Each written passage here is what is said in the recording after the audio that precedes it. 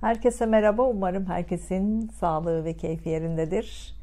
Bu hafta hayatımızdaki bazı konuları toparlayacağız, sonuçlandıracağız. İpek Fadime Biral ben, astroloji günlüğü olarak astrolojinin öngörülerini sizinle paylaşmaya çalışıyorum.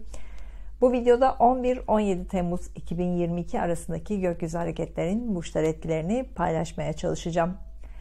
Bu haftanın en önemli konusu Oğlak Burcu'nda gerçekleşecek Dolunay olacak.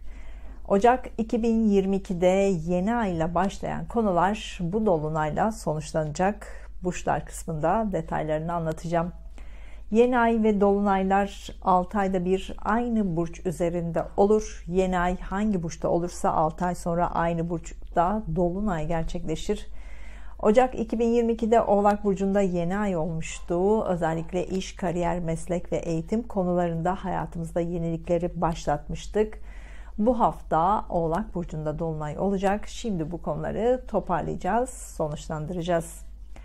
Bu haftaki dolunaydan en çok etkilenen burçlar Oğlak Burcu, Koç Burcu, Yengeç Burcu ve Terazi Burcu olacak. Son 6 aydır hayatlarında köklü yenilikler başlattılar. Eski konular kapandı. Şimdi bunların farkına varacaklar. Bunlarla ilgili farkındalıkları artacak. Hafta başında dolunay gerçekleşecek Oğlak Burcu'nda olacağı için, Plüto etkisi olacağı için dolunay zamanında karamsarlık, kuşkular, kıskançlıklar daha fazla olabilir. Bu konuları biraz abartabiliriz. Dünyada, ülkemizde ve kişisel hayatımızda liderlerle ilgili değişimler yine olabilir bu hafta. Bazı liderlerin kayıplarına da şahit olabiliriz. Sene başından beri gündemde olan savaş konuları bu haftadan sonra daha da kızışacak.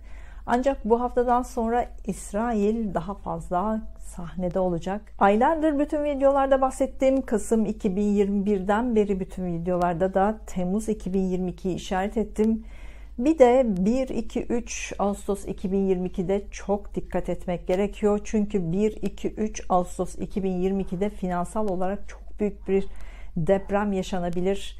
Bütün dünyayı etkileyecek bir olayla karşılaşacağız. Buna dair detayları diğer videolarda paylaşacağım. Şimdi Temmuz ayındaki gelişmeleri kısaca aktaracağım. 25 Mayıs 2022'den beri Mars Koç burcundaydı. Mars demek savaş demek. Koç burcu demek savaş demek. Ancak Mars ve Koç burcu ortalığı karıştıran ve ortalığı velveleye veren de demektir. Yani savaş nidaları atan kişilere ve liderlere dikkat etmek gerekir. Ortalığı kızıştırıp kafaları karıştırabilirler. Son bir aydır bunların örneklerini çok gördük. Mars 5 Temmuz'da Boğa burcuna geçti. Paranın, ekonominin, yemek sektörünün, sanat sektörünün, estetik ve güzellikle ilgili alanların, gayrimenkul alanlarının daha fazla ön planda olacağı zamanları yaşayacağız. Bu alanlardaki değişimleri daha fazla tecrübe edeceğiz. Bu alanlarda dünyada, ülkemizde ve kişisel hayatımızda köklü değişimleri de yaşayacağız.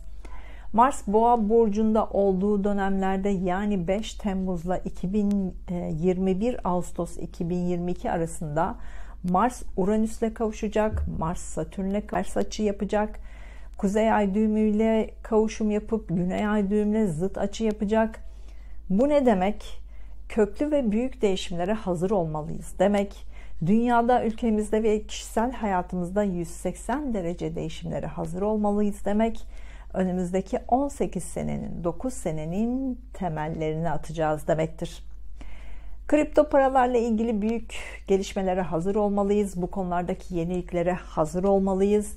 Ekonomide büyük krizlere hazır olmalıyız. Ekonomi ve para konularında ani değişimlere hazır olmalıyız. Tarım ve toprak alanlarıyla ilgili konularda büyük değişimlere hazır olmalıyız. Birçok kişi, kuruluş veya ülkenin ekonomik olarak batışı veya zirvesine şahit olabiliriz. Dünyada, ülkemizde ve kişisel hayatımızda para el değiştirecek. Batanlar olacak, çıkanlar olacak. Dijital para artık hayatımızın her yerinde yer almaya başlayacak. Temmuz ve Ağustos aylarında 2 ay para konularını daha fazla konuşacağız. Savaş nidaları fiziksel değil, daha çok finansal olarak öne çıkacak.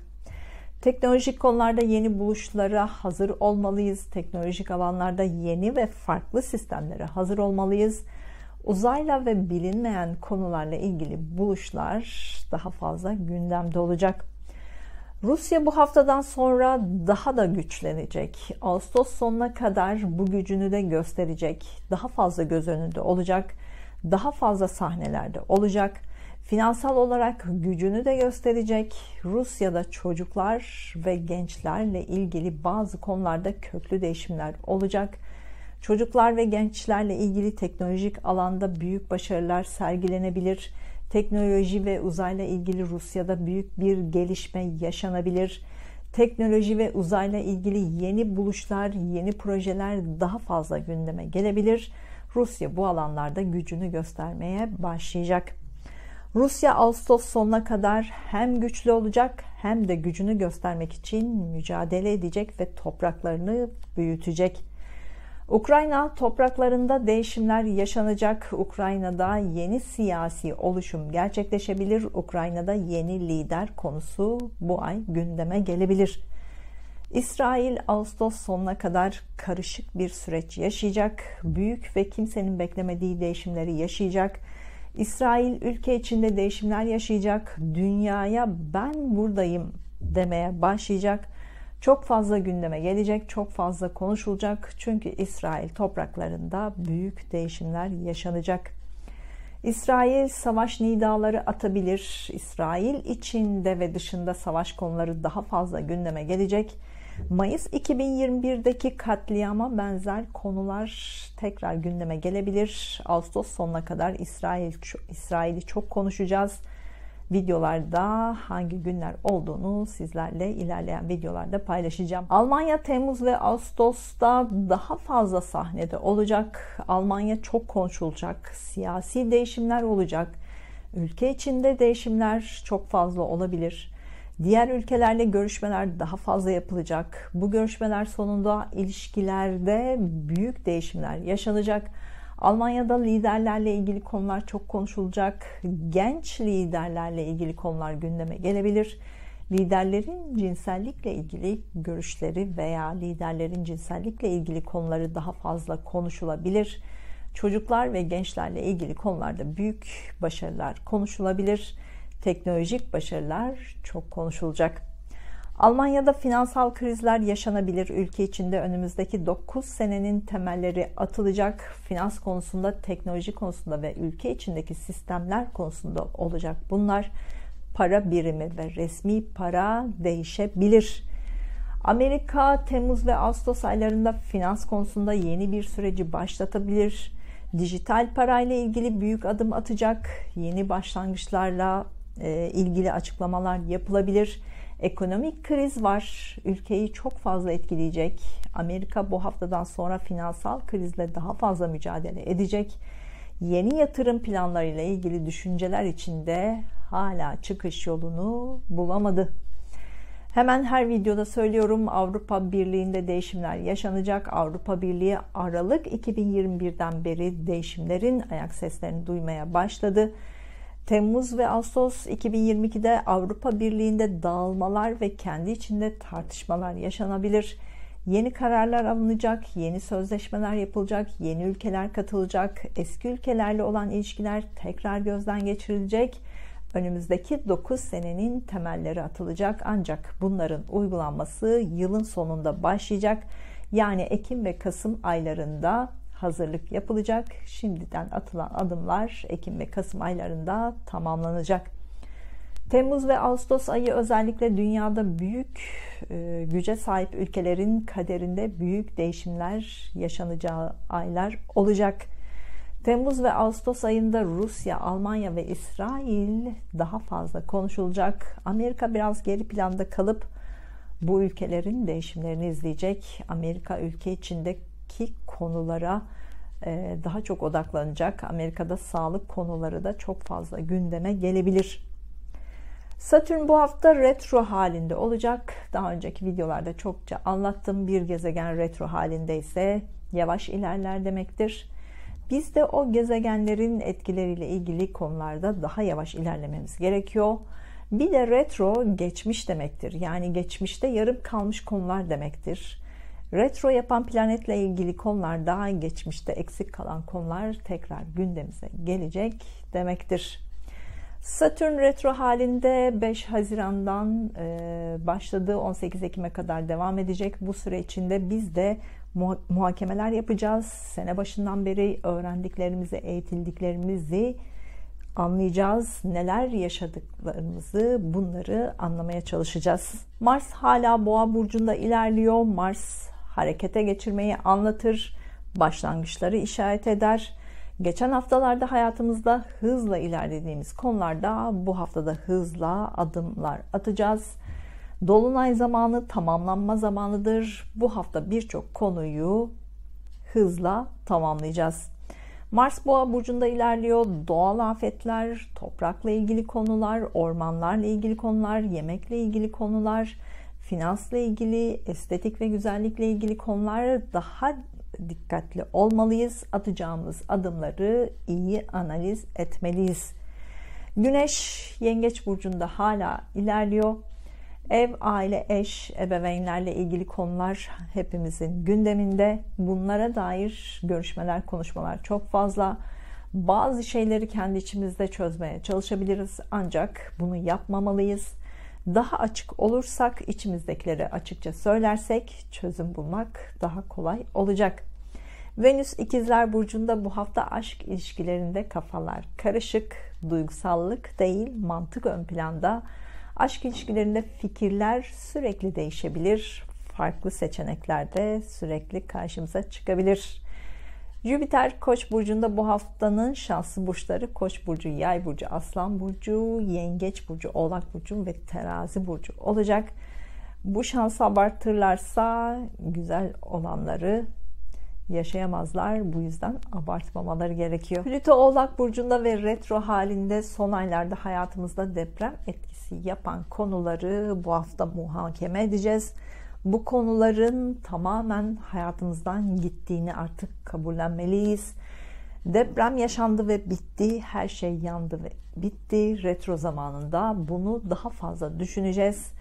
Kabul etmeliyiz çünkü küllerimizden yeniden doğmaya başlayacağız. Para ve finans piyasaları bu hafta çok hareketli olmayacak. Genelde yukarı seviyede olabilir. Önümüzdeki hafta para piyasalarında depremlere hazır olmalıyız. Astrolojiye meraklı ve yetenekli olanlar için Astroloji ve Ben isimli kitabımı kesinlikle tavsiye ederim. Basit bir anlatımla astrolojiyi çok kolayca anlayabilirsiniz. Biliyorsunuz teknoloji çağına geçeceğiz. Astroloji de teknoloji ve gelecekle alakalıdır. İlerleyen zamanlarda hayatımızı yönlendirmek için astrolojiye kesinlikle ihtiyaç duyacağız. Nasıl ki şimdilerde sosyal mecralar, teknolojik aletler hayatımızın bir parçası. Bunu daha önceden hayatına katanlar daha başarılı, astrolojiyi de öğrenenler daha başarılı olacak. Eylül ayında astroloji derslerimizde başlayacak. 5 hafta süren eğitimlerde astrolojiyi pratik olarak öğrenmek için derslerimize katılabilirsiniz. Danışmanlıkla ilgili veya sormak istediğiniz konularla ilgili astrolojigünlüğü@gmail.com adresime mail atabilirsiniz. Astroloji ve Ben isimli kitabımı dijital ortamlardan temin edebilirsiniz. İmzalı olarak isterseniz de kargo bilgilerinizi yine astrolojigünlüğü@gmail.com adresime yazarak sipariş verebilirsiniz. Şimdi 11-17 Temmuz 2022 arasındaki gökyüzündeki transitlerin burçlara etkilerini paylaşacağım. Burçlara dair dakikalar aşağıda açıklamalar kısmında yazacağım. Dakikalara tıklayarak burçlarınıza daha hızlı ilerleyebilirsiniz.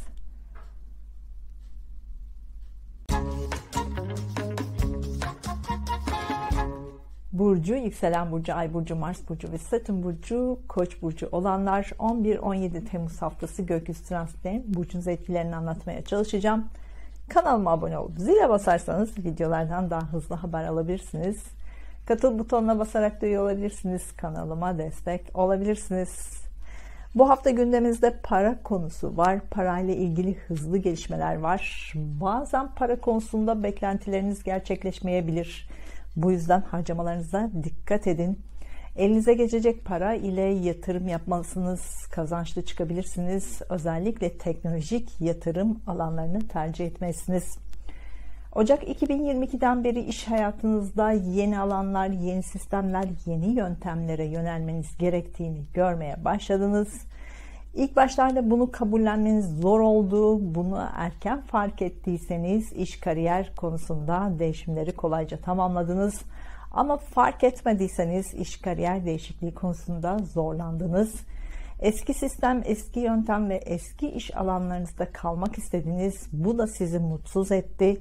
Bu hafta bunları daha fazla düşüneceksiniz. İş kariyerle ilgili yenilikleri kabullenmek zorundasınız. Bu hafta ebeveynlerinizle ilgili konular gündemde. Onların hayatında değişimler olabilir. Siz de bunu kabullenebilirsiniz. Ebeveynlerinizle ilgili konular sürekli konuşacaksınız. Bu konuları anlamaya çalışacaksınız. Bu hafta evinizde bazı değişiklikler yapabilirsiniz. Ev alma, ev satma, ev taşıma konularıyla ilgili imzalar atabilirsiniz. Son haftalarda kardeşleriniz, akrabalarınız, komşularınızın duygusal hayatıyla ilgilenmeye başladınız. Onların duygusal hayatındaki değişimlerde onların yanında oldunuz. Bu haftada onlarla duygusal zamanlar geçirebilirsiniz. Bu hafta kardeşleriniz veya akrabalarınızdan para konusunda destek alabilirsiniz ya da onlara parasal destek sağlayabilirsiniz. İletişim, medya, lojistik ve pazarlama alanlarıyla ilgili konularda görüşmeler bu hafta çok fazla yapılacak. Bu alanlarda daha fazla para kazanabilirsiniz.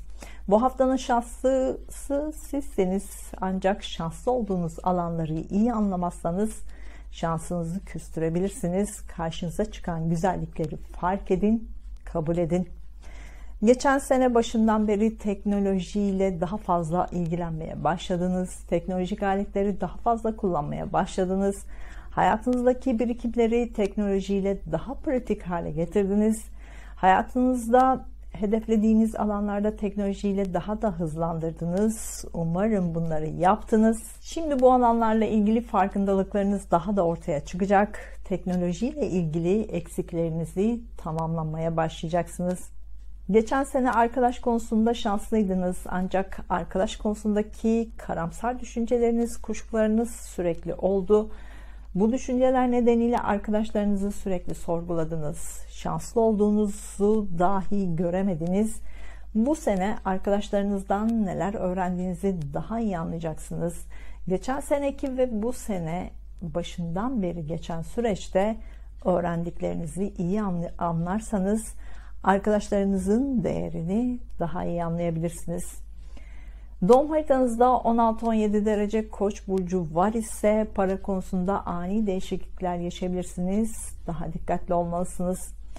Yeni aşk arayanlar, kardeşleriniz, akrabalarınız veya yakın çevrenizdeki kişiler sizi yeni biriyle tanıştırabilir. Aşk konusunda kafanız karışabilir. Günlük detaylara geçmeden önce astroloji derslerimiz Eylül ayında başlayacak. 5 hafta süren pratik olarak öğreneceğiniz derslerimizde katılabilirsiniz. Astroloji ve Ben isimli kitabımda ilgili astrolojinin temelini pratik olarak anlayacağınız bir kaynak olarak düşünebilirsiniz. İsme imzalı olarak isterseniz astrolojigünlüğü@gmail.com adresinden mail ile sipariş verebilirsiniz. Hafta başında yurt dışıyla ilgili konular gündeme gelebilir. Beklediğiniz haberleri alabilirsiniz. Aniden karar alıp uzaklara da gidebilirsiniz. Hafta başında eğitimle ilgili konular gündemde olacak. Eğitimle ilgili bazı konular sonuçlanabilir. Eğitimle ilgili konularda başarılı olacaksınız. Beklediğiniz sonuçları da alabilirsiniz. Hafta ortasında iş, kariyer konularıyla ilgili konuları tamamlayabilirsiniz. Beklediğiniz haberleri alıp yeni bir işe de başlayabilirsiniz. İş görüşmeleri için hafta ortasına randevu verebilirsiniz. İş görüşmelerinde başarılı olacaksınız. Hafta sonunda sosyal mecralarda, sosyal alanlarda zaman geçirebilirsiniz. Bu alanlardaki işlerinizi daha kolay toparlayabilirsiniz. Hafta sonunda arkadaşlarınızla ilişkilerinizde bazı sonuçlanmalar yaşanabilir. Haftanın son günü kendinizle zaman geçirmek isteyebilirsiniz. Ruhsal olarak kendinizi yenilemeniz gerekebilir. Sanat veya sporla vakit geçirebilirsiniz. Güzel bir hafta olmasını diliyorum. Duygusal hayatınızla ilgili işaretler için Ay burcunuzu, iş ve eğitim hayatınızla ilgili işaretler için Mars ve Satürn burcunuzda izlemelisiniz.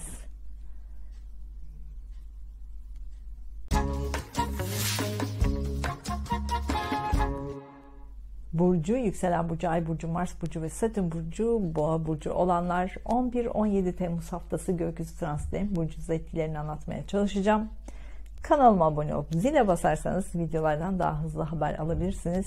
Katıl butonuna basarak da üye olabilirsiniz. Kanalıma destek olabilirsiniz. Bu hafta daha çok eğitim konularına odaklanacaksınız. Sene başından beri eğitimle ilgili hayatınızda yenilikler yapmanız gerektiğini anladınız. Yeni başlangıçlar yapmanız gerektiğini anladınız. Daha önceki alanlardan farklı bir eğitim alanı almanız gerektiğini anladınız. Umarım anladınız.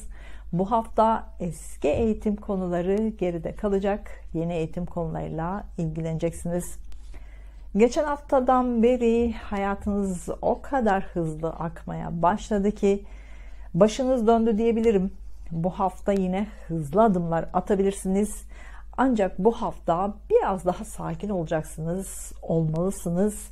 Böylece işlerinizi daha kolay toparlayabilirsiniz. Kendinizi frenlemeyi de öğrenmelisiniz. Evinizle ilgili, ailenizle ilgili konuları toparlayacaksınız. Ev alma, ev satma, ev taşıma konularını bu hafta tamamlayabilirsiniz. İş, kariyer ve eğitimle ilgili konularda değişiklikleri yapabilirsiniz. İş değiştirebilir, işten ayrılabilir, işlerinizi değiştirebilir, işte terfi alabilir. Bu hafta bunları hızla tamamlayabilirsiniz. Evliliğinizle ilgili, ilişkinizle ilgili konularda hızlı adımlar atabilirsiniz. Daha sakin olursanız daha mantıklı kararlar alabilirsiniz. Evlilik planı olanlar organizasyonlarınızı bu hafta yapabilirsiniz. Bu evlilik uzun sürecek bir evlilik olacak. Evliliğinizde sorun yaşıyorsanız, ilişkinizde sorun yaşıyorsanız hızlı kararlarla ilişkinizi bitirebilirsiniz. Bence ortamdan uzaklaşın. Bir düşünün ve sonrasında daha mantıklı karar alabilirsiniz. Hızlı kararlar sorunu büyütebilir. Bu hafta para konusu daha fazla gündemimizde olacak. Zaten geçen seneden beri parayla ilgili düşünceleriniz değişti, yatırım planlarınız değişti. Artık farklı düşünmeye başladınız. Artık farklı alanlardan para kazanmaya başladınız. Bu haftada kazançlı olacaksınız. Bu hafta finans konularıyla ilgili görüşmeler daha fazla yapacaksınız. Kardeşleriniz, akrabalarınız görüşmeler halinde, onlarla görüşmeler halinde olacaksınız. Onlarla ilişkilerinizde güzel gelişmeler yaşanabilir. Doğum haritanızda Boğa burcu 18 derece ise bu hafta hayatınızda deprem etkisi yaratacak büyük değişimler olabilir. Aniden gelişen bu konular psikolojinizi etkileyebilir. Doğum haritanızda 5-6 derece Boğa burcu var ise psikolojik olarak sorun yaşayabilirsiniz. Spor yapmak, mistik konularla ilgilenmek size iyi gelecektir. Sene başından beri yurt dışında yaşama, şehir dışında yaşama düşünceniz vardı. Bu hafta bu konuları artık tamamlayabilirsiniz. Yeni bir şehir veya ülkede yeni bir hayata başlayabilirsiniz. Ay burcunuz Boğa burcu ise duygusal hayatınızla ilgili daha mantıklı kararlar alabilirsiniz. Mars burcunuz veya Satürn burcunuz Boğa burcu ise iş, kariyer ve eğitim konularında yoğun olacaksınız. Bu alanlardaki konuları toparlamak bu hafta kolay olacak. Değişiklikleri de tamamlayabilirsiniz. Sene başından beri iş, kariyerle ilgili karşınıza bazı zorluklar çıktı. Bu zorluklarla mücadele ettiğiniz, bu zorlukları iyi yönettiyseniz sizi başarıya götürdü. İş, kariyerle ilgili uzun planlar yapmanız gerekiyordu. Çünkü iş, kariyerle ilgili disiplinli ve planlı olmanız gerekiyordu. Bunları yaptıysanız başarılı oldunuz ama zorluklarda pes ettiyseniz iş ve kariyerle ilgili değişimler yapmak zorunda kaldınız. Şimdi bunları düşüneceksiniz. Hatalarınızı, kazandıklarınızı düşüneceksiniz. Bunlardan dersler çıkartacaksınız. Eski işinizle, kariyerinizle ilgili konular tekrar karşınıza çıkabilir. Bence onlardan ders çıkartıp onları geride bırakın. Çünkü artık yeni iş konuları gündeminizde olacak. Bunlara odaklanmalısınız. Günlük detaylara geçmeden önce astroloji derslerimiz Eylül ayında başlayacak. 5 hafta süren pratik olarak öğreneceğiniz derslerimize katılabilirsiniz. Astroloji ve Ben isimli kitabımla ilgili de astrolojinin temelini pratik olarak anlayacağınız bir kaynak olarak düşünebilirsiniz. İsme imzalı olarak isterseniz astrolojigünlüğü@gmail.com adresime mail ile sipariş verebilirsiniz. Hafta başında borç alacak konularıyla ilgilenmek zorunda kalabilirsiniz. Banka işlemleriyle yoğun olacaksınız. Bazı borçları da kapatabilirsiniz. Hafta ortasında eğitimle ilgili konularda başarılı olabilirsiniz. Beklediğiniz sonuçları alabilirsiniz. Hafta ortasında uzun yolculuklar yapabilirsiniz. Partnerinizle birlikte uzun yolculuklar yapabilirsiniz. Hafta sonunda iş, kariyerle ilgili konularda yoğun olacaksınız. İşlerinizle ilgili bazı konuları toparlayabilirsiniz. İş görüşmeleri için hafta sonları randevu verebilirsiniz. Bu görüşmelerde bazı konularla ilgili sonuçları çok rahat alabilirsiniz. Haftanın son gününde de sosyal ortamlarda vakit geçirerek enerjinizi yenileyebilirsiniz. Arkadaşlarınızın hayatında bazı sonuçlar olabilir. Belki bunların haberlerini de alabilirsiniz. Güzel bir hafta olmasını diliyorum. Duygusal hayatınızla ilgili işaretler için Ay burcunuzu, iş ve eğitim hayatınızla ilgili işaretler için Mars ve Satürn burcunuzda izlemelisiniz.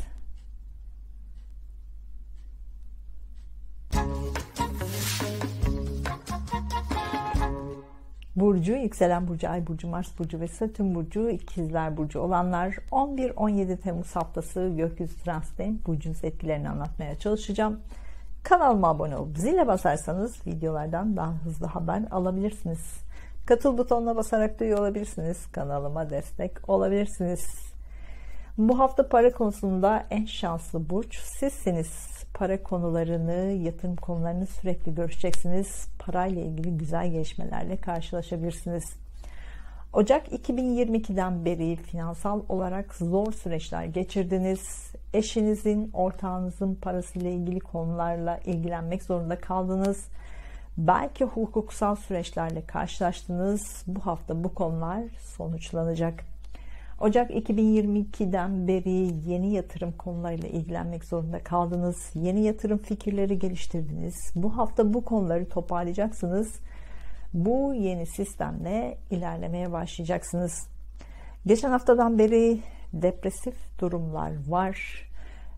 Bu hafta biraz daha iyi olacaksınız. Ancak hala kendi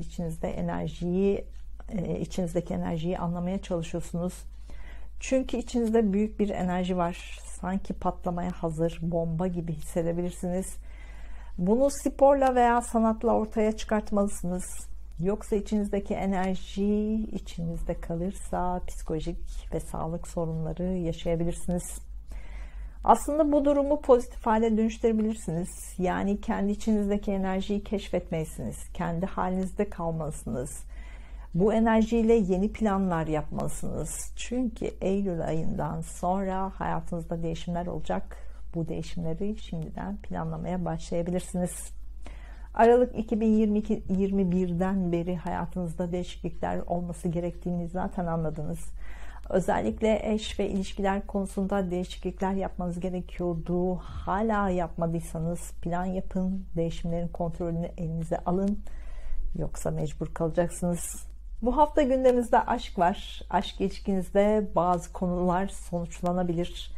Ciddi adımlar atabilirsiniz. Ancak bunları sonuçlandırmak için biraz daha bekleyebilirsiniz. Yeni aşk arayanlar, yeni aşkı bulmanız kolay olacak. Ancak birçok seçenek karşınıza çıkabilir. Kafanız karışabilir. Doğum haritanızda ikizler burcu 24 derece ise yurt dışıyla, şehir dışıyla ilgili konularda sene başından beri hayaller kurduysanız, bu konularda disiplinli ve planlı olduysanız şimdi bu konuların sonuçlarını alacaksınız. Bu konularda başarılı olacaksınız. Disiplinli ve planlı olmadıysanız şimdi muhakeme edeceksiniz. Nerede hata yaptınız bunu düşüneceksiniz. Sonraki aylarda disiplin ve planları bu konulara katacaksınız. Doğum haritanızda ikizler burcu 8 derece ise sosyal mecralardaki, sosyal alanlardaki, e-ticaret gibi alanlardaki konularda şanslı olacaksınız. Bu konulardan daha fazla para kazanabilirsiniz. Doğum haritanızda ikizler burcu 25 derece ise iş, kariyer ve eğitim konularında aldanma ve aldatılmalara dikkat edin. Merhamet duygunuz sömürülebilir. İş, kariyerle ilgili eski konular tekrar gündeme gelebilir.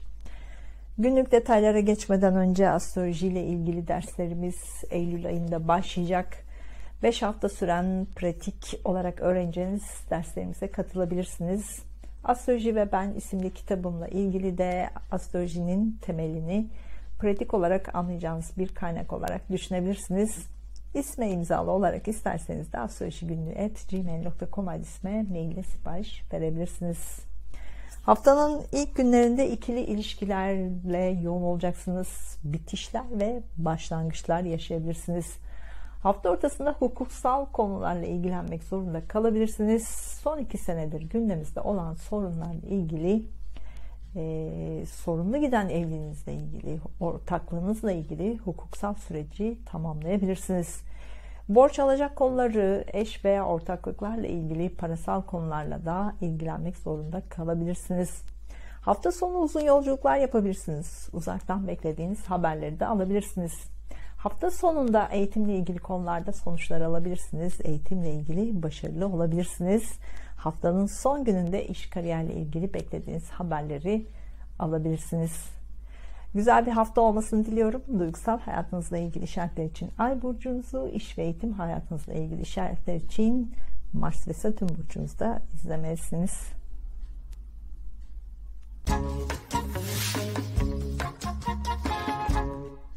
Burcu, yükselen burcu, ay burcu, Mars burcu ve Satürn burcu, yengeç burcu olanlar 11-17 Temmuz haftası gökyüzü transitlerinin burcunuz etkilerini anlatmaya çalışacağım. Kanalıma abone olup zile basarsanız videolardan daha hızlı haber alabilirsiniz. Katıl butonuna basarak da üye olabilirsiniz. Kanalıma destek olabilirsiniz. Güneş burcunuzda bu hafta doğanların doğum günü kutlu olsun. Sağlıklı ve huzurlu nice seneler diliyorum. Bu hafta ilişkilerle çok fazla sınanacaksınız. Güneşin enerjisinden faydalanın. Enerjinizi depolayın. Yoksa gücünüz azalabilir.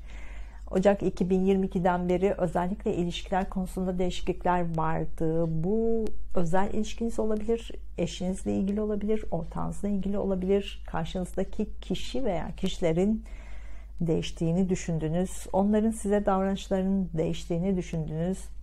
Ancak sizin onlarla ilgili düşünceleriniz değişti, farkındalığınız değişti, ilişkiye bakış açınız değişti. Bu yüzden Ocak 2022'den beri ilişkinizi sorgulamaya başladınız. Bu haftada bu sorgulama süreci bitiyor. Artık sonuçları alabilirsiniz. Bu hafta son aylarda sizi üzen, sizi yoran, sonuçlanmasını beklediğiniz ilişkiler konusu sonuçlanıyor. Biten bitecek, bittiğini artık daha net kabul etmelisiniz. Çünkü Plüto deprem etkisi gibi bitiriyor. Bir daha asla geri gelmeyeceğini kabul etmelisiniz. Evlilik organizasyonlarınızı yapabilirsiniz. Yeni bir hayata başlangıç yapabilirsiniz. Bu hafta telefon görüşmeleri çok fazla yapacaksınız. Bazen telefonları kapatmak bile isteyebilirsiniz. Yoğun görüşmelerden yorulabilirsiniz. Ancak bu görüşmeler bazı şeylerin sonuçlanması için gerekli görüşmeler. Bunlardan kaçmamalısınız. Sadece arada nefes terapileri yapmalısınız. Geçen haftadan beri arkadaşlarınızla ilişkilerinizde bazı sorunlar yaşadınız. Onlarla olan ilişkilerinizde ani kararlar aldınız. Arkadaşlarınızla ilişkilerinizi bu hafta da sınayacaksınız. Bu hafta arkadaş ilişkilerinizde hızlı çözümler üretebilirsiniz. Geçen haftadan beri sosyal mecralarda hızlı adımlar attınız. Bu hafta sosyal mecralardaki işlerinizde daha sağlam adımlar atabilirsiniz. Daha önce başladıklarınızı tamamlayabilirsiniz. Bu hafta duygusal olarak yoğun olacaksınız. Kendi içinizde duygularınızla ilgili inatlaşmalar var.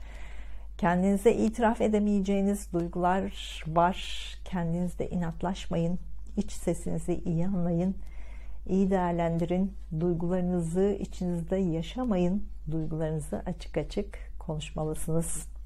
Sanatla ve sporla ilgilenmek için, yazıyla ilgilenmek için bu hafta çok güzel bir hafta. Bunu değerlendirmelisiniz.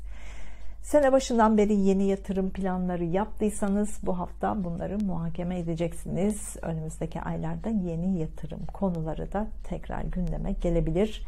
Muhakeme sonuçlarına göre değerlendirebilirsiniz. Doğum haritanızda Yengeç burcu 25 derece ise eğitimle ilgili konularda kendinizi yetersiz hissedebilirsiniz. Bu hafta bunları düşüneceksiniz. Yetersizlik hissinin haklı olmadığını anlayacaksınız. Önümüzdeki günlerde buna göre eğitim hayatınızda daha kolay ilerleyebilirsiniz. Doğum haritanızda Yengeç burcu 27 derece ise, geçen aylarda ilişkilerle ilgili gizli kapaklı konular ortaya çıktıysa bu hafta bunları muhakeme edeceksiniz. Bu ilişki ortaklık olabilir, özel ilişkiniz olabilir, arkadaş ilişkiniz olabilir. İlişkinin bittiğini artık kabul etmelisiniz. Doğum haritanızda Yengeç burcu 8 derece ise iş, kariyer ve eğitim konusunda şanslı bir haftada olacaksınız. İş, kariyer ve eğitim konularında daha fazla para kazanabilirsiniz. Günlük detaylara geçmeden önce astroloji derslerimiz Eylül ayında başlayacak. 5 hafta süren pratik olarak öğreneceğiniz derslerimize katılabilirsiniz. Astroloji ve Ben isimli kitabımla ilgili de astrolojinin temelini pratik olarak anlayacağınız bir kaynak olarak düşünebilirsiniz.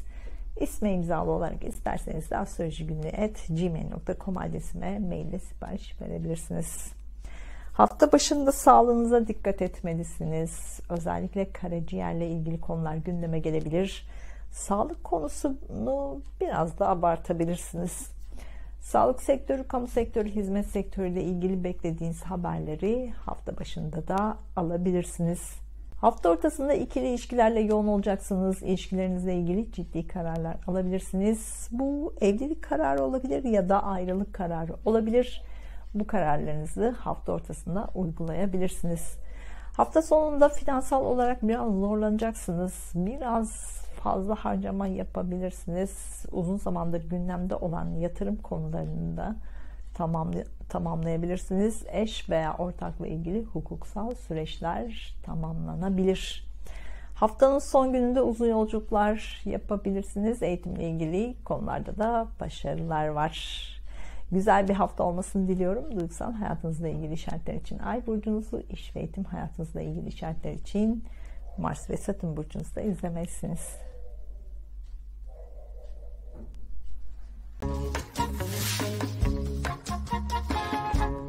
Burcu, yükselen burcu, Ay burcu, Mars burcu ve Satürn burcu, Aslan burcu olanlar 11-17 Temmuz haftası gökyüzü transit burcu etkilerini anlatmaya çalışacağım. Kanalıma abone olup zile basarsanız videolardan daha hızlı haber alabilirsiniz. Katıl butonuna basarak üye olabilirsiniz. Kanalıma destek olabilirsiniz. Geçen haftadan beri iş, kariyer ve eğitim konularıyla çok yoğundunuz. Bu haftada bu konularla yoğun olacaksınız.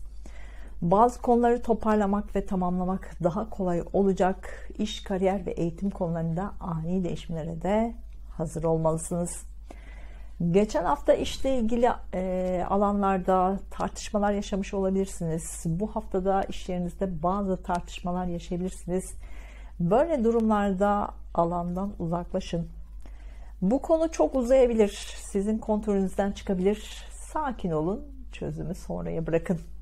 İş, kariyer alanında değişiklik yapmak isterseniz bunu hemen gündeme alın. Çünkü yeni iş bulmak şimdilerde daha kolay olacak. Bu hafta içinizde büyük bir enerji var. Özellikle çok fazla konuşmak isteyeceksiniz. Ancak güvendiğiniz kişilerle konuşmak isteyeceksiniz. Çünkü arkanızdan işler çevriliyor olabilir. Buna fırsat vermeyin. Konuşacak birini bulamazsanız yazı yazın, şiir yazın, kitap yazın. Bunlarla ilgili başlangıçlar hatta yapın. İçinizi yazıya aktarmalısınız. Bu hafta sosyal mecralarda, sosyal alanlarda, teknolojik ortamlarda daha fazla zaman geçireceksiniz. Bu alanlarla ilgili görüşmeler yapabilirsiniz. Bunlarla ilgili yeni araştırmalar, anlaşmalar, sözleşmeler de yapılabilir. Bu alanlarda daha fazla para da kazanabilirsiniz. Arkadaşlarınızın duygusal hayatıyla ilgilenebilirsiniz bu hafta. Onlara duygusal destek sağlayabilirsiniz. Yeni aşk arayanlar bu hafta arkadaş ortamlarında, sosyal mecralarda, sosyal alanlarda yeni biriyle aşk başlayabilir. Arkadaşlarınız sizi yeni biriyle tanıştırabilir. Algılarınız açık olsun. Aşk konusunda biraz kafanız karışabilir. Fazla seçenek arasında kalabilirsiniz. Doğum haritanızda Aslan burcu 8 derece ise yurt dışı ile ilgili, şehir dışı ile ilgili, uzak yerlerle ilgili konularda şanslı olacaksınız. Doğum haritanızda Aslan Burcu 24 derece ise son aylarda ilişkilerle ilgili konularda depremler yaşadınız. İş ilişkisi olabilir, özel ilişkiniz olabilir, bitişler yaşadınız. Bu hafta bu bitişleri muhakeme edeceksiniz. Bunların bittiğini artık kabul etmelisiniz. Deprem yaşadınız ve bitti. Bunu kabul edebilirseniz önümüzdeki aylarda yeni başlangıçları daha kolay kabul edebilirsiniz. Ocak 2022'den beri sağlıkla ilgili konularda yenilikler karşınıza çıktı. Sağlık konusunda zorlandınız, çözümler üretmeye çalıştınız. Eski konular karşınıza çıktı. Bu hafta sağlık konularını toparlayacaksınız. Sağlık konuları artık geride kalacak. Ocak 2022'den beri sağlık sektörü, kamu sektörü, hizmet sektöründen beklediğiniz haberleri alabilirsiniz. Bu iş kariyerle ilgili bir haber olabilir. Doğum haritanızda 18 derece Aslan Burcu var ise iş, kariyer, eğitim konularında ani değişimler yaşayabilirsiniz. Buna da hazır olmalısınız. Doğum haritanızda Aslan Burcu 25 derece ise para konusunda aldanma ve aldatılmalar yaşayabilirsiniz. Daha dikkatli olmalısınız. Günlük detaylara geçmeden önce astroloji eğitimlerimiz, astroloji derslerimiz Eylül ayında başlayacak. 5 hafta süren pratik olarak öğreneceğiniz derslerimize katılabilirsiniz. Astroloji ve Ben isimli kitabımla ilgili de astrolojinin temelini pratik olarak anlayacağınız bir kaynak olarak düşünebilirsiniz. İsme imzalı olarak isterseniz astrolojigünlüğü@gmail.com adresime maille sipariş verebilirsiniz. Hafta başında çocuklarla ilgili konular gündemde olacak. Çocuklarla ilgili bazı konular sonuçlanacak. Çocuklarla ilgili güzel haberler alabilirsiniz. Hafta başında aşk ilişkinizde bazı kararlar alabilirsiniz. Aşk ilişkinizle ilgili görüşmeler için randevu verebilirsiniz. Bu görüşmelerde bazı şeyleri biraz abartabilirsiniz. Hafta ortasında sağlığınıza dikkat etmelisiniz. Dişler, kemikler, dizler ve boyunla ilgili sağlık konularına dikkat etmelisiniz. Sağlıkla ilgili bazı konularda artık sonuçlanabilir. Hafta sonunda ikili ilişkilerle yoğun olacaksınız. Bu özel ilişkiniz olabilir, işle ilgili ilişkiniz olabilir. Bazı konuları artık sonuçlandırabilirsiniz. Haftanın son gününde çok fazla harcama yapabilirsiniz. Eş veya ortakla ilgili para konusunda da sonuçları alabilirsiniz. Güzel bir hafta olmasını diliyorum. Duygusal hayatınızla ilgili işaretler için Ay burcunuzu, iş ve eğitim hayatınızla ilgili işaretler için Mars ve Satürn burcunuzda izlemelisiniz.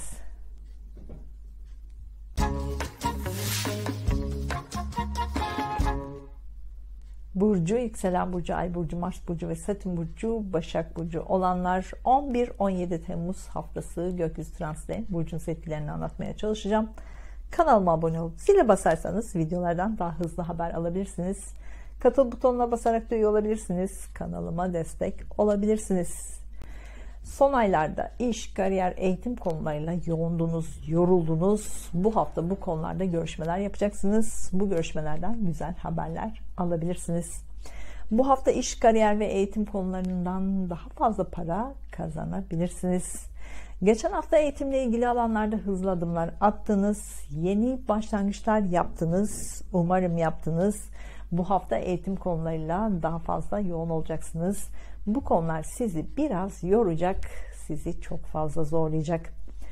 Bu hafta uzun yollar, uzun yolculuklar daha fazla yapacaksınız. Bu yolculuklarda ani gelişmelerle karşılaşabilirsiniz. Bazen gergin durumlarla karşılaşabilirsiniz. Uzun yolculuklarda kazalara da dikkat edin. Yurt dışına taşınma, şehir dışına taşınma konularında bazı şeyler sonuçlanacak. Bu konularda ani gelişmeler yaşayabilirsiniz. Bu hafta sosyal mecralarda, sosyal alanlarla ilgili konularda sürekli görüşmeler yapabilirsiniz. Bu alanlarda yeni araştırmalar yapabilirsiniz. Eski konuları da toparlayabilirsiniz.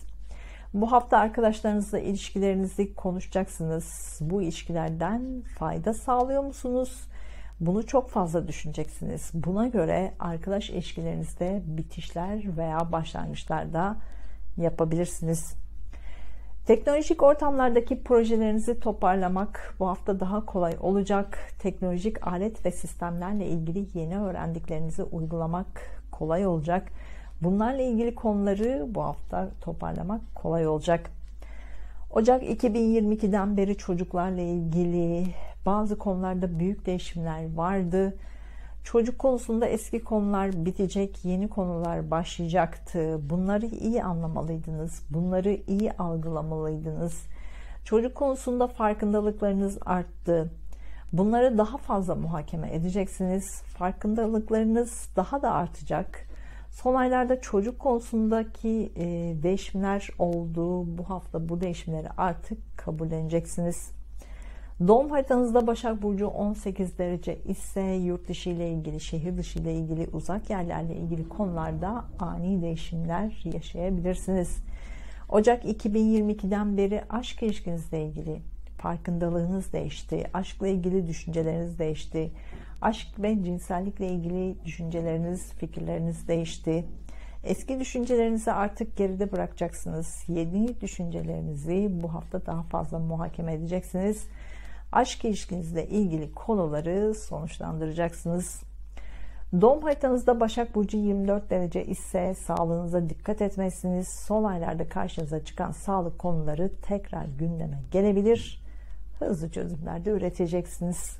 Doğum haritanızda Başak Burcu 27 derece ise son aylarda aşk ilişkinizle ilgili gizli kapaklı konular gündemde ise bu hafta bunları muhakeme edeceksiniz. Bu ilişkiler artık bitti. Bunu kabullenmelisiniz. Doğum haritanızda Başak Burcu 25 derece ise iş veya özel ilişkilerinizde aldanma ve aldatılmalar var. Karşınızdaki kişiye dikkat etmelisiniz. Özellikle para konusunda aldanma ve aldatılmalarla karşılaşabilirsiniz. Günlük detaylara geçmeden önce astroloji derslerimiz Eylül ayında başlayacak. 5 hafta süren pratik olarak öğreneceğiniz derslerimize katılabilirsiniz. Astroloji ve Ben isimli kitabımla ilgili de astrolojinin temellerini pratik olarak anlayacağınız bir kitap, bir kaynak olarak düşünebilirsiniz. İsme imzalı olarak isterseniz astrolojigünlüğü@gmail.com adresime mail ile sipariş verebilirsiniz. Hafta başında ebeveynlerinizle ilgili konular sonuçlanabilir. Evinizle ilgili konuları da toparlayabilirsiniz. Hafta ortasında çocuklarınızla ilgili bazı konular sonuçlanacak. Çocuk konusunda kafanızdaki sorular artık cevap bulacak. Hafta sonunda aşk ilişkinizde bazı kararlar alabilirsiniz. Ciddi adımlar atabilirsiniz.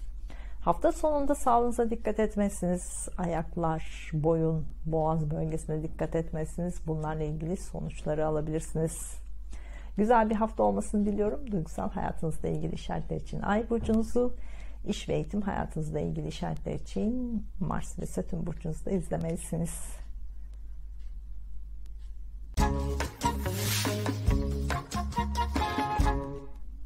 Burcu, yükselen burcu, Ay burcu, Mars burcu ve Satürn burcu, Terazi burcu olanlar 11-17 Temmuz haftası gökyüzü transitlerinin burcu etkilerini anlatmaya çalışacağım. Kanalıma abone olup zile basarsanız videolardan daha hızlı haber alabilirsiniz. Katıl butonuna basarak da üye olabilirsiniz. Kanalıma destek olabilirsiniz. Bu hafta gündeminizde ev, aile, eş, ebeveynler konusu daha fazla olacak. Ocak 2022'den beri ev alma, ev satma, ev taşıma konuları gündeminizdeydi. Evle ilgili yenilikler yapmanız gerekiyordu. Başka ülkeye, başka şehre taşınma konuları vardı. Bu hafta bu konuları tamamlayacaksınız. Ocak 2022'den beri ebeveynlerinizin hayatında değişimler oldu. Bunları kabul etmek zor oldu.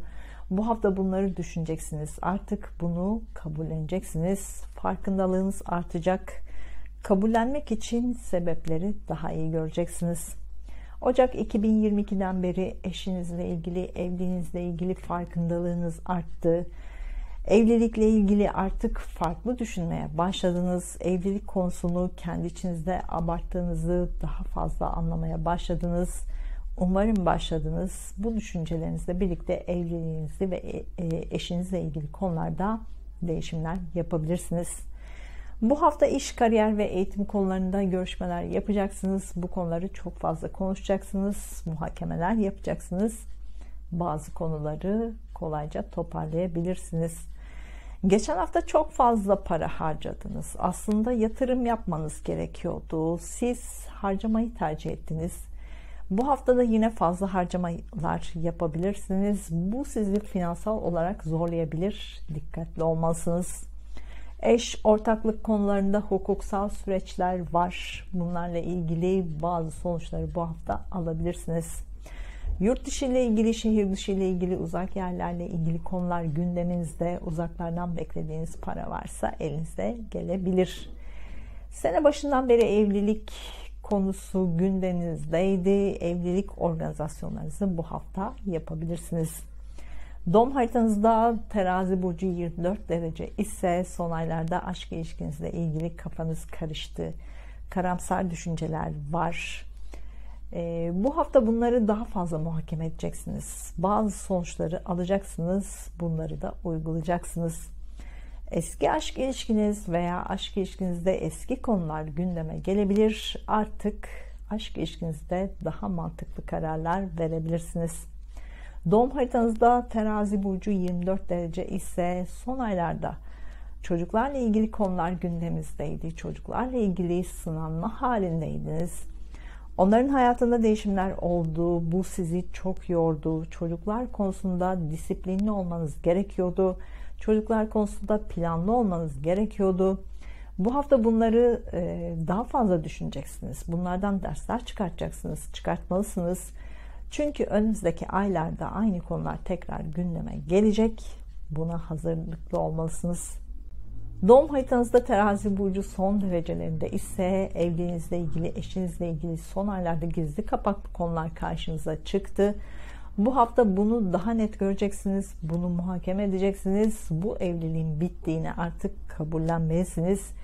Çünkü Plüto yakar, yıkar ve bitirir. Eğer kabullenirseniz yeni başlangıçlar daha kolay kabul edersiniz. Günlük detaylara geçmeden önce astroloji derslerimiz Eylül ayında başlayacak. 5 hafta sürecek, pratik olarak öğreneceğiniz derslerimize katılabilirsiniz. Astroloji ve Ben isimli kitabımla ilgili de astrolojinin temellerini pratik olarak anlayacağınız bir kaynak olarak düşünebilirsiniz. İsme imzalı olarak isterseniz astrolojigünlüğü@gmail.com adresime mail ile sipariş verebilirsiniz.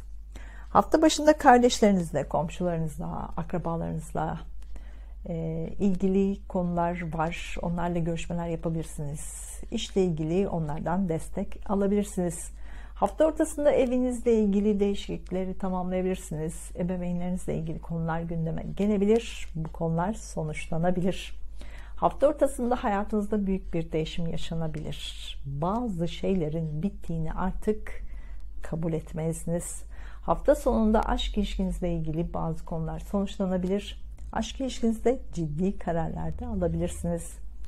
Hafta sonunda çocuklarla ilgilenmek zorunda kalabilirsiniz. Çocuklarla ilgili bazı konular artık sonuçlanabilir. Haftanın son gününde sağlığınıza dikkat etmesiniz. Sağlık konusunda beklediğiniz haberleri alabilirsiniz. Güzel bir hafta olmasını diliyorum. Duygusal hayatınızla ilgili işaretler için Ay burcunuzu, iş ve eğitim hayatınızla ilgili işaretler için Mars ve Satürn burcunuzda izlemelisiniz.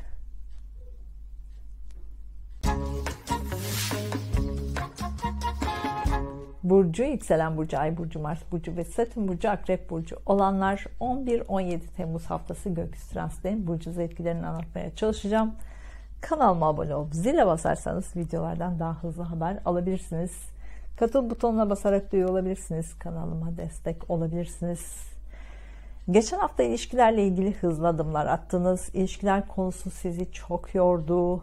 Bazen tartışmalar oldu, bazen hızlı adımlardan dolayı sorunlar oldu. Bu haftada ilişkiler konusu gündemimizde. Son haftalardaki konuları artık toparlayabilirsiniz. Evlilik planı olanlar bu hafta organizasyonlarınızı yapabilirsiniz. Yeni bir hayata başlangıç yapabilirsiniz. Eş veya ortakla ilgili hukuksal süreçler var ise bu konularda imzalar atabilirsiniz. Bu alanlarda finansal konularda bazı inatlaşmalar yaşanabilir, sorunlar yaşanabilir. Bu hafta uzun yolculuklar daha fazla yapacaksınız. Uzaktan beklediğiniz haberleri alabilirsiniz. Eğitimle ilgili konular gündemde. Eğitimle ilgili alanlarda siz konuşacaksınız, siz konuşulacaksınız. Laf kalabalığını biraz abartabilirsiniz. Çok fazla konuşursanız gereksiz konuşmalar yapmak zorunda kalabilirsiniz. Biraz yavaş ve kendi halinizde konuşabilirsiniz. Anlaşılır olmanız zor olacak. Ev alma, ev satma, ev taşıma konuları gündemimizde, bunları bu hafta tamamlayabilirsiniz. Ocak 2022'den beri eğitim konularında hayatınızda büyük değişimler olması gerektiğini daha iyi anladınız. Eğitimle ilgili konularda farkındalığınız arttı. Artık daha farklı düşünmeye başladınız. Farklı alanlarda eğitim almaya başladınız. Bu hafta bunları muhakeme edeceksiniz. Eğitimle ilgili büyük hedeflere adım atabilirsiniz. Eğitim konularını toparlayacaksınız. Sene başından beri kardeşleriniz, akrabalarınız, komşularınızla ilişkileriniz gündemimizdeydi. Yeni komşular, yeni akrabalar, yeni kardeşler gündemimizdeydi. Kardeşlerle olan ilişkilerinizi yenilemek zorunda kaldınız. Akrabalarınızla ilişkilerinizi yenilemek zorunda kaldınız. Onlarla olan ilişkilerinizde farkındalıklarınız arttı. Bu hafta bunları daha fazla düşüneceksiniz. Onlarla olan ilişkilerinizde yeni bir dönemi başlatabilirsiniz. Kardeşleriniz, akrabalarınız veya yakın komşularınızla olan ilişkilerinizi toparlayacaksınız. Bu hafta borç alacak konularıyla ilgileneceksiniz. Yeni yatırım planlarında, iletişim, medya, lojistik alanlarında öncelik vermelisiniz. Zaten Aralık 2022'den beri yatırım düşünceleriniz değişmeye başladı. Bu hafta bunu daha fazla düşüneceksiniz. Mars burcunuz veya Satürn burcunuz Akrep burcu ise bu hafta iş, kariyer ve eğitim konularında yoğun olacaksınız. Eğer işiniz yoksa kesinlikle iş bulabilirsiniz. Sene başından beri evinizle ilgili bazı konularda daha disiplinli ve planlı olmanız gerektiğini anladınız. Evle ilgili değişiklikleri pratik yapmanız gerektiğini anladınız. Evle ilgili geçmişten gelen birikimleri değerlendirmeniz gerektiğini anladınız. Umarım anladınız. Bu hafta bunları tamamlayacaksınız. Evinizle ilgili eski konuları toparlamak kolay olacak. Sene başından beri ebeveynlerinizle ilgili karşınıza yenilikler çıktı. Bu sizin hayatınızda değişiklikler yapmanıza neden oldu. Bu hafta bunları düşüneceksiniz, bunları muhakeme edeceksiniz, bunları kabullenmeye başlayacaksınız. Doğum haritanızda 18 derece Akrep burcu var ise ilişkilerinizle ilgili ani konulara hazır olun. Bu iş ilişkisi olabilir, özel ilişkiniz olabilir. İlişkinizde ani değişimler yaşayabilirsiniz. Doğum haritanızda Akrep burcu 24 derece ise eşinizle ilgili, ebeveynlerinizle ilgili bazı değişimler olabilir. Evinizle, eşinizle veya ebeveynlerinizle ilgili eksik kalmış konuları tamamlayabilirsiniz. Doğum haritanızda Akrep burcu 27 derece ise kardeşleriniz, akrabalarınız veya yakın komşularınızla ilgili sonuçlanmamış konular artık geride bırakmalısınız. Bunların bittiğini artık kabul etmelisiniz. Doğum haritanızda Akrep burcu 25 derece ise aşk ilişkinizde kendinizi yetersiz hissedebilirsiniz. Bu histen kurtulmalısınız. Aşkta daha mutlu olursunuz. Günlük detaylara geçmeden önce astroloji eğitimlerimiz Eylül ayında başlayacak. 5 hafta süren pratik olarak öğreneceğiniz derslerimize katılabilirsiniz. Astroloji ve Ben isimli kitabımla ilgili de astrolojinin temelini pratik olarak anlayacağınız bir kaynak olarak düşünebilirsiniz. İsme imzalı olarak isterseniz de astrolojigünlüğü@gmail.com adresime maille sipariş verebilirsiniz. Hafta başında parasal olarak güzel gelişmelerle karşılaşabilirsiniz. Uzaklardan beklediğiniz para konuları sonuçlanabilir. Hafta ortasında kardeşleriniz veya akrabalarınız ilişkileriyle ilgili haberleri alabilirsiniz. Bu konular sonuçlanabilir. Hafta sonunda evinizde olmak isteyebilirsiniz. Evinizle ilgili konuları tamamlayabilirsiniz. Hafta sonunda eşinizle ilgili gerginlikler yaşanabilir. Gerginlikler bazı kararlar almanıza neden olabilir. Sakin olmaya çalışmalısınız. Haftanın son gününde aşk ilişkinizde bazı kararlar alabilirsiniz. Çocuklarla ilgili de konularda bazı sonuçlar karşınıza çıkabilir. Güzel bir hafta olmasını diliyorum. Duygusal hayatınızla ilgili işaretler için Ay burcunuzu, İş ve eğitim hayatınızla ilgili şartlar için Mars ve Satürn burcunuzda izlemelisiniz.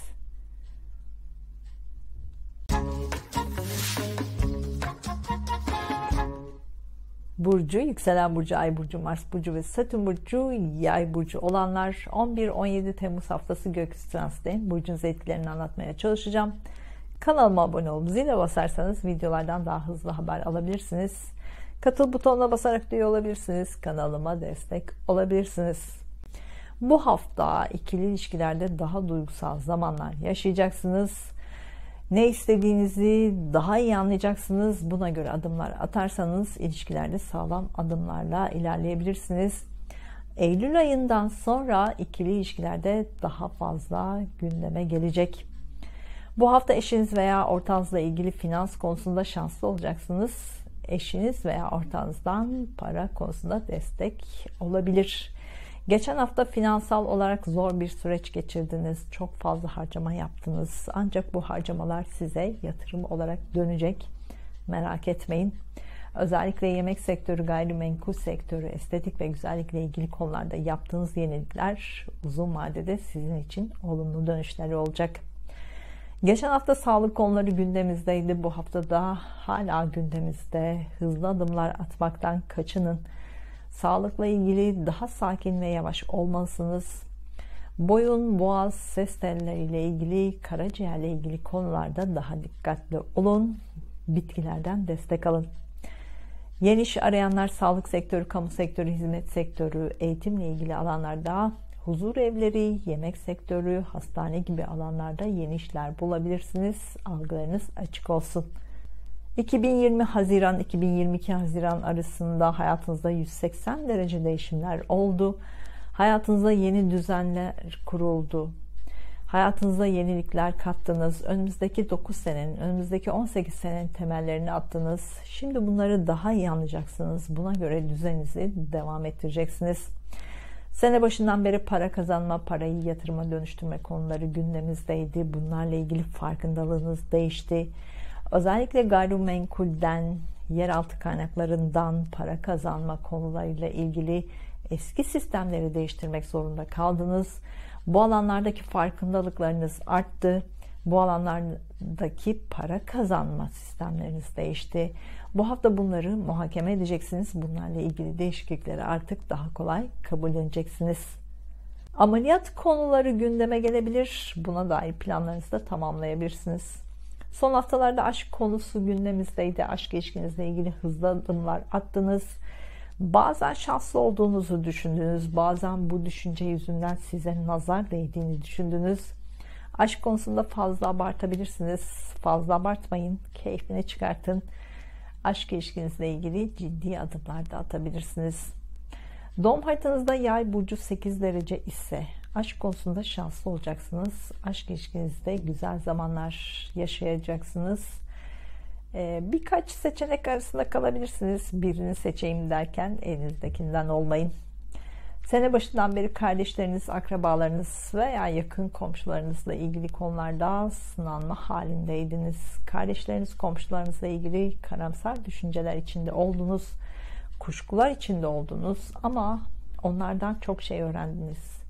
Sanki onlar size bir şeyler öğretmeye çalıştılar. Bu hafta bunları muhakeme edeceksiniz. Onlardan ne öğrendiniz? Bunları düşüneceksiniz. Onlarla olan ilişkilerinizden ne kazandınız? Bunları düşüneceksiniz.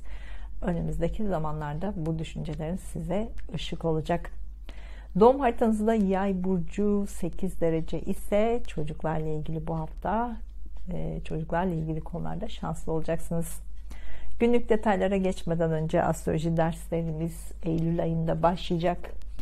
5 hafta süren pratik astroloji derslerimizde katılabilirsiniz. Astroloji ve Ben isimli kitabımla ilgili de astrolojinin temelini pratik olarak anlayacağınız bir kaynak olarak düşünebilirsiniz.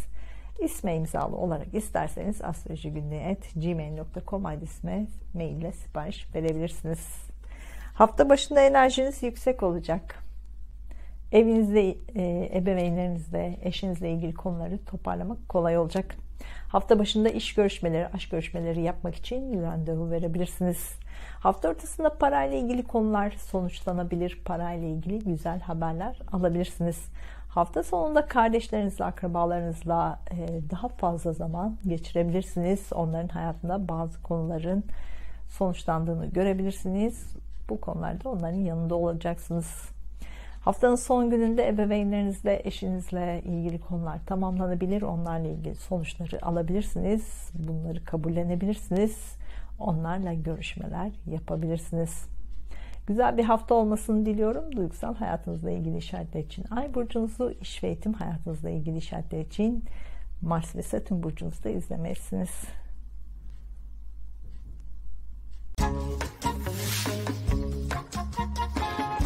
Burcu, yükselen burcu, ay burcu, Mars burcu ve Satürn burcu, Oğlak burcu olanlar 11-17 Temmuz haftası gökyüzü transitlerinin burcunuz etkilerini anlatmaya çalışacağım.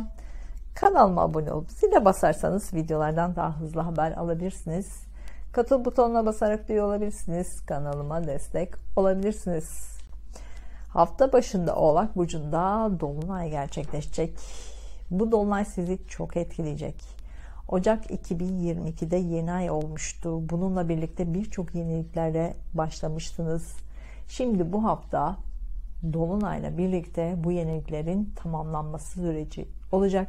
Hayatınızda birçok konuyu toparlayacaksınız. Evinizle ilgili, eşinizle ilgili, evliliğinizle ilgili, işinizle ilgili, eğitim konularıyla ilgili birçok konuyu toparlayacaksınız. Sağlığınızla ilgili sonuçları da alabilirsiniz. Son haftalarda ilişkiler konusu gündemimizdeydi. Bu haftada ilişkilerde ilgili konular sonuçlandıracaksınız. İlişkilerle ilgili görüşmeler yapacaksınız. Eşinizin sağlık konuları da gündemde. Buna da dikkat etmelisiniz. Geçen haftadan beri çocuklarla ilgili konular gündemimizdeydi. Bu haftada çocuklarla ilgili konular hala gündemimizde.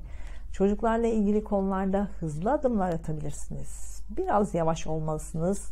Hızlı adımlar sizde ve çocuklara zarar verebilir.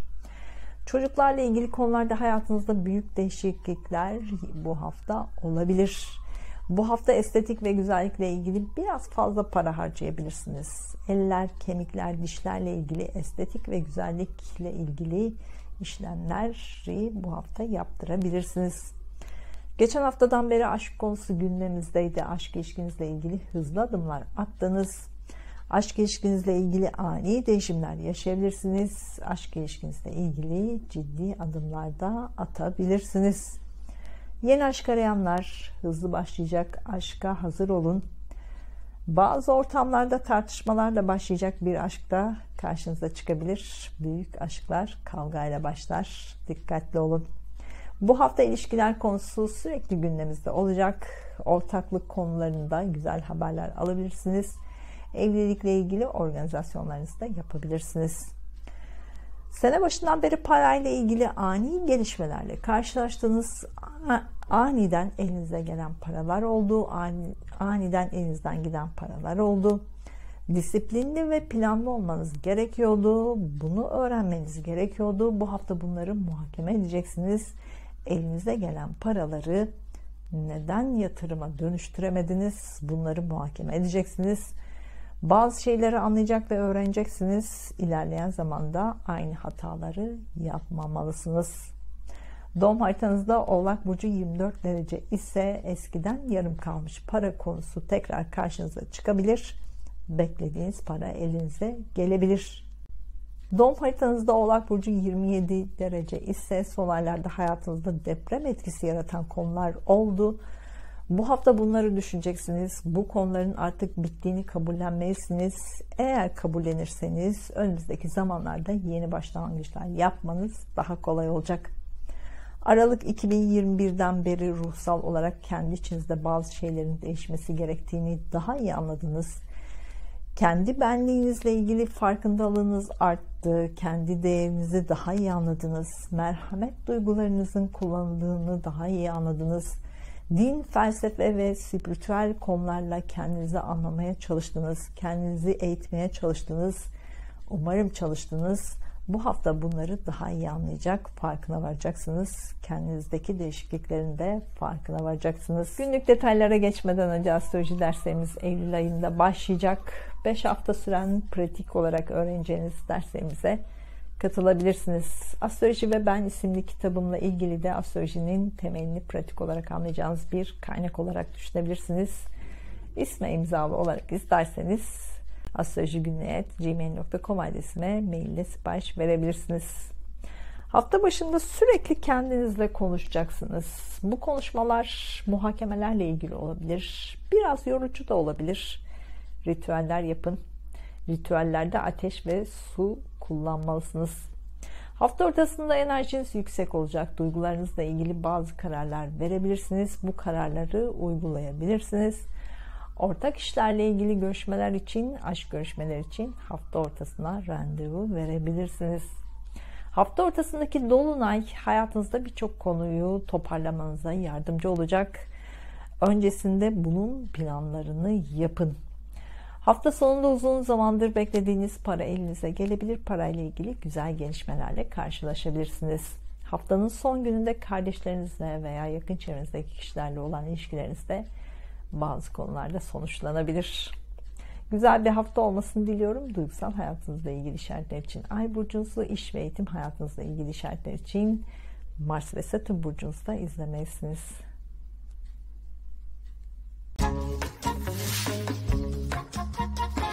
Burcu, yükselen burcu, ay burcu, Mars burcu ve Satürn burcu, Kova burcu olanlar 11-17 Temmuz haftası gökyüzü transitlerinin burcunuz etkilerini anlatmaya çalışacağım. Kanalıma abone olup zile basarsanız videolardan daha hızlı haber alabilirsiniz. Katıl butonuna basarak üye olabilirsiniz. Kanalıma destek olabilirsiniz. Geçen hafta ebeveynlerinizle ilgili konular gündemimizdeydi. Onların hayatında değişimler oldu. Bu değişimler sizin de hayatınızı değiştirdi. Bu hafta ebeveynlerinizle ilgili konuları toparlayacaksınız. Ebeveynlerinizi anlamaya çalışacaksınız. Onları anlayacaksınız. Bu konuları kabulleneceksiniz. Geçen hafta ev alma, ev satma, ev taşıma konuları gündemimizdeydi. Bu hafta bu konuları toparlayacaksınız. Evinizle ilgili değişiklikleri hızla sonuçlandırabilirsiniz. Bu hafta çocuklarınızla ilgili konular gündemde.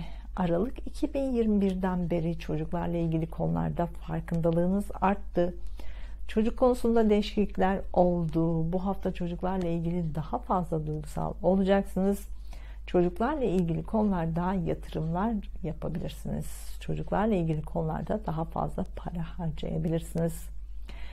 Geçen haftadan beri evliliğinizi sorguladınız. Evliliğinizle ilgili hızlı adımlar attınız. Bu hafta evliliğinizle ilgili konuları sonuçlandıracaksınız. Evlilik planı olanlar organizasyonlarınızı yapabilirsiniz. Bu evlilik uzun sürecek bir evlilik olacak. Bu hafta sağlık konuları daha fazla gündemde. Baş, yüz, burun, gözler ve mide ile ilgili sağlık konularına dikkat edin.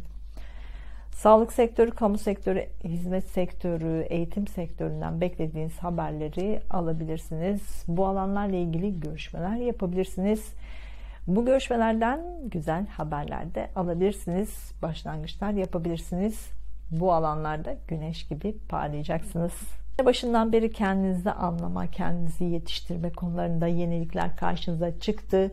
Bunları anlamaya çalışırken karamsar düşünceler içinde olduğunuz, kuşkular içinde olduğunuz, aslında kendinize yatırım yapmanız gerekiyordu. Kendi içinizdeki cevherin farkına varmanız gerekiyordu. Bu hafta bu farkındalığınız artacak. Kendinize olan güveniniz artacak. İçinizdeki cevherin değerini daha iyi anlayacaksınız. Sahneyle ilgili işleriniz varsa, topluluk önünde işleriniz varsa, bu işlerinizle ilgili Aralık 2021'den beri farkındalığınız değişti. Farklı düşünmeye başladınız, farklı alanlarla göz önünde olmaya başladınız. Bu hafta bunlardan daha fazla para kazanabilirsiniz. Son haftalarda aşk konusu gündemimizdeydi. Bu haftada aşkta şanslısınız. Aşk ilişkinizde güzel zamanlar var. Bunu değerlendirin. Duygusal olarak yoğun bir hafta. Aşkta kafanız karışabilir. Ciddi adımlar atmak zor olabilir. Aşkın tadını çıkarın. Satürn geçen seneden beri Kova burcunda ilerliyor. Satürn beni zorluyor diyerek karamsarlığa, kuşkulara kapılmayın. Satürn daha iyi olmam için beni eğitiyor diye düşünün. Satürn burcunuzdayken kazanacağınız tecrübeler sizi ileride daha büyük başarılara götürecek. Sene başından beri hayat size neleri öğretti? Şimdi bunları muhakeme edeceksiniz. Bunlardan dersler çıkartacaksınız. Doğum haritanızda 8 derece Kova burcu varsa sosyal mecralarla ilgili, sosyal alanlarla ilgili konularda şanslı olacaksınız. Sosyal mecralardan çok şey öğreneceksiniz. Doğum haritanızda 18 derece Kova burcu varsa evinizle ilgili, ebeveynlerinizle ilgili, eşinizle ilgili ani değişimlerle karşılaşabilirsiniz. Günlük detaylara geçmeden önce astroloji derslerimiz Eylül ayında başlayacak. 5 hafta süren pratik olarak öğreneceğiniz derslerimize katılabilirsiniz. Astroloji ve Ben isimli kitabımla ilgili de astrolojinin temelini pratik olarak anlayacağınız bir kaynak olarak düşünebilirsiniz. İsme imzalı olarak isterseniz astrolojigünlüğü@gmail.com adresime mailde sipariş verebilirsiniz. Hafta başında arkadaşlarınızın sağlığıyla ilgilenmek zorunda kalabilirsiniz. Sosyal ortamlarda sağlığınız bozulabilir. Dikkatli olun. Hafta ortasında ruhsal olarak yoğun olacaksınız. İşlerinize yoğunlaşabilirsiniz. Karamsar düşüncelerden uzak durmalısınız. Kendi içinizi sorgulayacaksınız. Kendi enerjinizi yenilemek kolay olacak. Hafta sonunda enerjiniz yüksek olacak. Kendinizi daha iyi hissedeceksiniz. İş görüşmeleri için, aşk görüşmeleri için hafta sonuna randevu verebilirsiniz. Haftanın son günü para konusunda beklediğiniz haberleri alabilirsiniz. Güzel bir hafta olmasını diliyorum. Duygusal hayatınızla ilgili işaretler için Ay burcunuzu, iş ve eğitim hayatınızla ilgili işaretler için Mars ve Satürn burcunuzda izlemelisiniz.